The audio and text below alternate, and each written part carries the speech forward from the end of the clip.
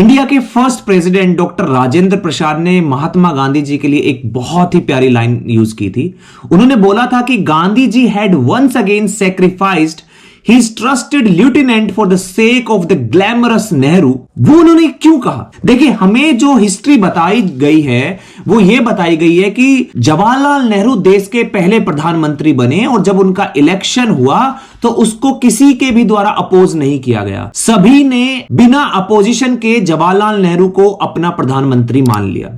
प्रधानमंत्री मान लिया मतलब यानी कि कांग्रेस का प्रेसिडेंट मान लिया, और जो भी कांग्रेस का उस टाइम पे प्रेसिडेंट बना वो देश का पहला प्रधानमंत्री बना। लेकिन ऐसा क्या हुआ कि हमें यह बताया गया, लेकिन हिस्ट्री के आप जो डॉक्यूमेंट्स देखिए वो डॉक्यूमेंट्स तो कुछ और ही बताते हैं। डॉक्यूमेंट्स तो ये बताते हैं कि जवाहरलाल नेहरू की जगह सरदार वल्लभ भाई पटेल देश के प्रधानमंत्री बनने थे और साथ के साथ कांग्रेस के प्रेसिडेंट भी, यानी कि जो भी देश का उस टाइम पे जो कांग्रेस थी, कांग्रेस का प्रेसिडेंट बनता वो देश का प्रधानमंत्री बन जाता। ये हमें डॉक्यूमेंट्स बताते हैं, लेकिन हिस्ट्री में हमें यह पढ़ाया जा रहा है नेहरू को किसी ने अपोज नहीं किया था। नाउ सबसे इंपॉर्टेंट सवाल यह आता है कि नेहरू को ही देश का पहला प्रधानमंत्री क्यों चुना, जिसमें कि सरदार वल्लभ भाई पटेल को भी चुना जा सकता था? ऐसा क्या हुआ था उस टाइम पर? तो इसके लिए मैं आपको एक स्टोरी सुनाने वाला हूं। ये बहुत इंपॉर्टेंट है हर किसी के लिए जानना, और आपके जो भी व्यूज है वो मुझे कमेंट बॉक्स में जरूर बताइएगा। 1940 में एक सेशन होता है, रामगढ़ सेशन कांग्रेस का। वहां पर मौलाना अबुल कलाम आजाद को कांग्रेस का प्रेसिडेंट इलेक्ट कर लिया जाता है 1940 में। याद रखिएगा एक एक छोटी छोटी डिटेल्स जो मैं आपको बताने वाला। तो 1940 में मौलाना अबुल कलाम आजाद को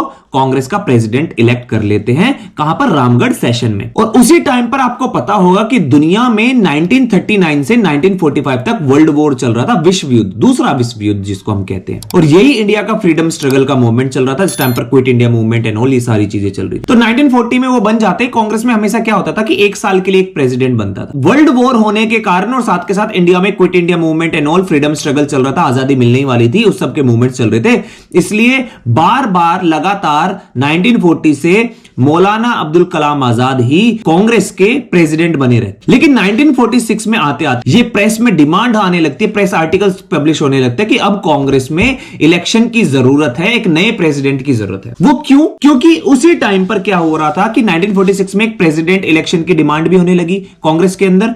दूसरा, उसी टाइम पर 1946 में इलेक्शंस हुए थे और उस इलेक्शंस के बेस पर कॉन्स्टिट्यूएंट असेंबली को कॉन्स्टिट्यूट करना था, जो भारत का संविधान बनाती, इंडिया का कॉन्स्टिट्यूशन बनाती, जो आज का हमारा कॉन्स्टिट्यूशन है। वो हमारे कॉन्स्टिट्यूएंट असेंबली नहीं बनाया। इस इलेक्शन के बेस पर एक गवर्नमेंट भी बननी थी जिसको हमने इंटरिम गवर्नमेंट कहा है। और जो भी व्यक्ति कांग्रेस का प्रेसिडेंट बनता वो बाय डिफॉल्ट देश का पहला प्रधानमंत्री भी बनता। तो ये सारे फैक्ट्स आप याद रखिएगा, बहुत इंपॉर्टेंट है। अब चलते हैं मुद्दे की बात। 20 अप्रैल 1946 को महात्मा गांधी डिक्लेयर कर देते हैं कि मैं चाहता हूं जो जवाहरलाल नेहरू है वो क्या करे, वो प्रेसिडेंट बने इंडियन नेशनल कांग्रेस। 29 अप्रैल जो थी, 29 अप्रैल 1946 वो लास्ट डेट थी कांग्रेस का प्रेसिडेंट बनने के लिए नॉमिनेशन फाइल करने की। अब उस टाइम पर होता क्या था कि कांग्रेस का अगर आपको प्रेसिडेंट इलेक्ट करना हो तो टोटल 15 पीसीसी थी, यानी कि प्रोविंशियल कांग्रेस कमेटी करके 15 टोटल कमेटी थी। इन 15 कमेटी के पास पावर होती थी नॉमिनेट करना कि कौन कांग्रेस का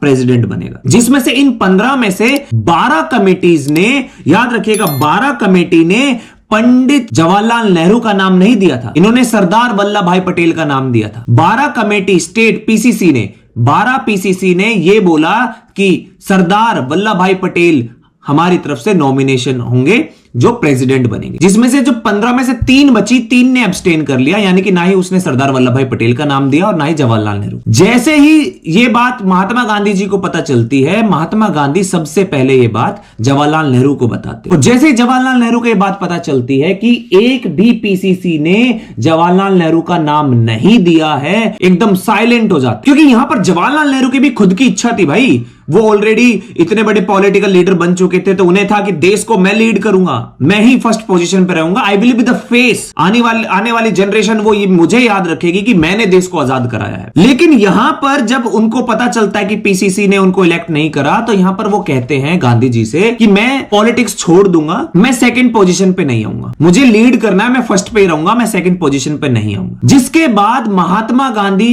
सरदार वल्लभ भाई पटेल से मिलते हैं और उनको कन्विंस करते हैं कि आप अपना नॉमिनेशन विड्रॉ कर लीजिए। सरदार वल्लभ भाई पटेल एक बहुत ही बड़े नेशनलिस्ट लीडर थे। वो देश को पहले सोचते थे अपना सेल्फ इंटरेस्ट से, और महात्मा गांधी को बहुत ज्यादा मानते थे। बहुत इन्फ्लुएंशियल लीडर थे महात्मा गांधी सरदार वल्लभ भाई पटेल की लाइफ में। और ये सुनकर सरदार वल्लभ भाई पटेल अपना नॉमिनेशन वापस ले लेते, और वो अपना नॉमिनेशन वापस ले लेते हैं। और इसी वजह से आपको देखने को मिलेगा कि जवाहरलाल नेहरू के सामने अपोजिशन में कोई भी नहीं होता, और इसी वजह से अनअपोज्ड वो प्रेसिडेंट इलेक्ट हो जाते हैं इंडियन नेशनल कांग्रेस। और हमें यही हिस्ट्री बताई जा रही है थ्रू आउट द टाइम कि जवाहरलाल नेहरू ऐसे थे, जवाहरलाल नेहरू के अगेंस्ट कोई खड़ा नहीं होता था, जवाहरलाल नेहरू अनअपोज थे, सबके फेवरेट थे। नहीं थे, सबके फेवरेट थे सरदार वल्लभ भाई पटेल। वो तो महात्मा गांधी जी ने उन्हें जबरदस्ती प्रेसिडेंट बनाया था, और जो प्रेसिडेंट बना वही बाय डिफॉल्ट क्या बना, देश का पहला प्रधानमंत्री बना। और इसी को लेकर जो डॉक्टर राजेंद्र प्रसाद थे, जो देश के पहले प्रधानमंत्री, पहले राष्ट्रपति बने थे,